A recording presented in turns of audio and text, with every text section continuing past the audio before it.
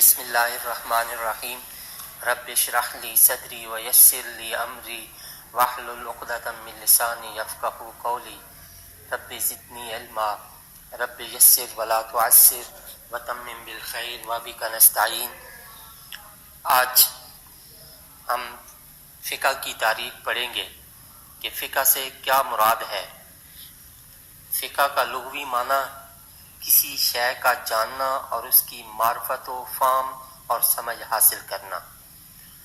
قرآن و سنت کی روشنی میں اسلامی فقہ کا معنی ہے علم دین کا فہم اور اس کی سمجھ حاصل کرنا۔ امام ابو حنیفہ رحمۃ اللہ تعالی علیہ فقہ کی تعریف کرتے ہوئے فرماتے ہیں الفقہ معرفت النفس ما لہا وما علیہا۔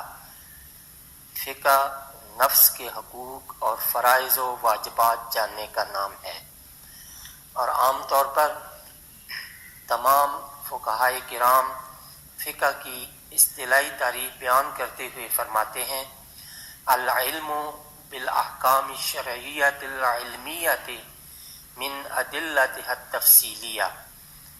فقہ شریعت کے وہ فروعی احکام جاننے کا نام ہے جو تفصیلی دلائل سے نکلے ہوں۔ تو یہ تمام تعریفات واضح کرتی ہیں کہ فقہ اسلامی سے مراد ایسا علم و فہم ہے جس کے ذریعے قرآن و حدیث کے معنی کا علم ہو، اس کے اشارات کا علم ہو جائے اور اس کے احکامات کی مخصوص دلائل کے ذریعے معرفت حاصل ہو۔